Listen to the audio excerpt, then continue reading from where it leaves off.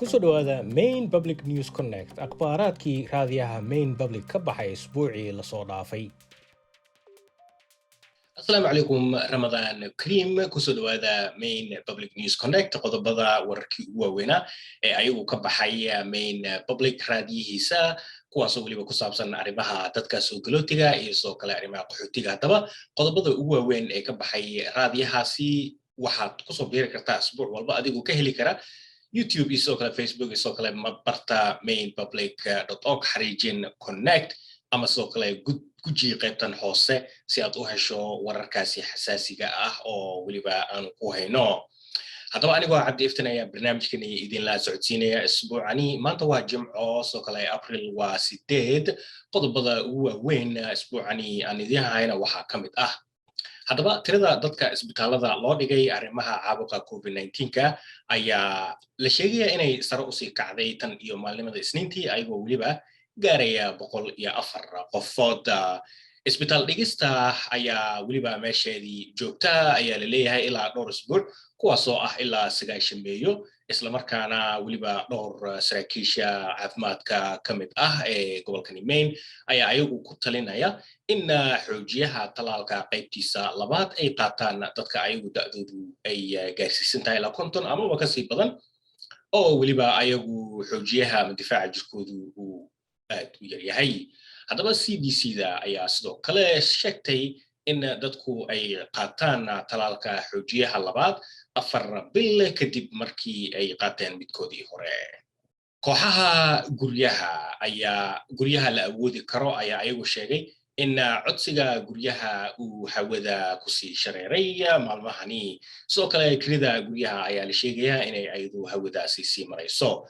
qaybta loo yaqaano Avesta Housing ee ayadu ku taalo Portland taasoo waliba ka howlgasha in ka badan 100 guri oo ku yaala gobolka Maine iyo sidoo kale gobolka New Hampshire ayaa sheegtay in 31% sare ay u kacday codsiga markii la fiiriyo sanadii hore.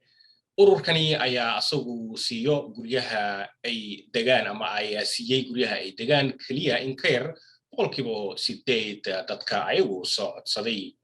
haddaba Avesta Housing waa kafaale qaade barnaamijkani aanu idin soo gudbinayna ee News Connect.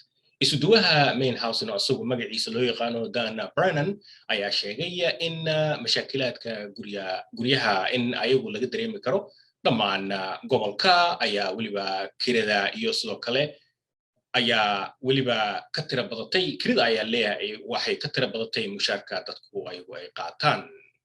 haddaba ku dhawaad 50 qof ayaa isbuucii hore ayagu isugu soo baxay banaanbax xarunta gobolkani ama magaaladani Portland si ay waliba uga mudaharaadaan dagaalka asagu ka sii soconaya dalkaasi Ethiopia.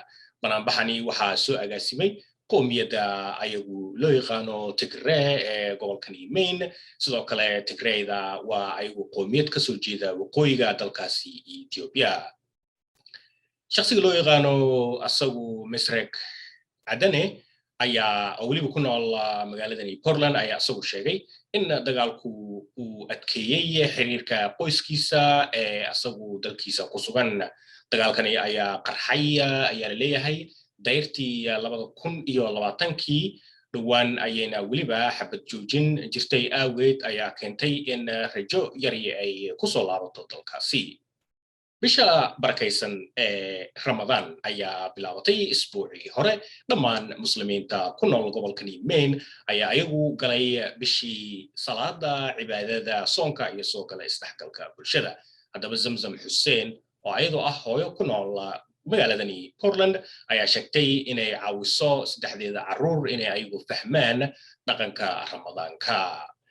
waxa ay sheegtay gabadhaasi oo waliba ka soo jeeda dalka Soomaaliya inay caruurteeda ayadu u kariso cunnada dhaqanka ee la xiriirta bishan barakaysan. waxayna sidoo kale caruurteeda uga sheekaysaa arrimaha soonka iyo sidoo kale in ayadu markay caruur ahayd sida ay ugu dabaaldegi jirtay soonka ama bisha barakaysan ee soonka.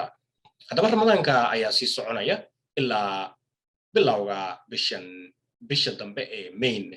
halkani waa main public news connect daba anigoo cabdiiftanaya barnaamijkan idin sii daadihinayay sida caadiga waxaan kaa codsanaynaa barnaamijkan sii qaybso adigu ka heli kara YouTube Facebook iyo sidoo kale barta mainpublic.org waxaan kaloo kaa codsanaynaa iska diiwaan geliso warqadda isbuuclaha ahi oo ayadu kugu soo dhacaysa inboxkaada ayagoo anagoo ku heena warar turjuban iyo sidoo kale kuwa muuqaal ah haddaba aad baad ugu mahadsantahay sida barnaamijkan aad la socoto had iyo jeer tan iyo isbuuc dambe intaan barnaamij midkani la mid ah aanu ku kulmi doono daawadayaal waxaan idinkaga tegayaa sidaas nabadgelyo asalaamu calaykum waraxmatullaahi main public wabarakaatu news connect waxaa suurageliyey taageerada ay bixiyaan shakhsiyaad iyo sidoo kale aas-aasayaal ayagu ku kala sugan dhammaan dacallada gobolkani Maine iyo weliba Seaport Credit Union iyo Avesta Housing waa laba urur oo ay ayagu ka go'an tahay inay isbeddel ka dhex sameeyaan gobolka Maine gudihiisa.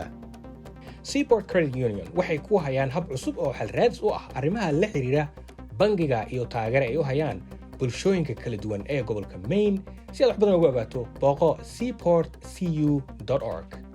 waa ay ku mahadsan yihiin bulshooyinka cajiibka ah ee kala duwan taageerada ay u hayaan barnaamijkan. Main Public waxay ku faraxsan tahay in sidoo kale ay iskaashi la samayso Amjambo Africa warsidaha rasmiga ah ee gacan saarka la leh Main Public News Connect.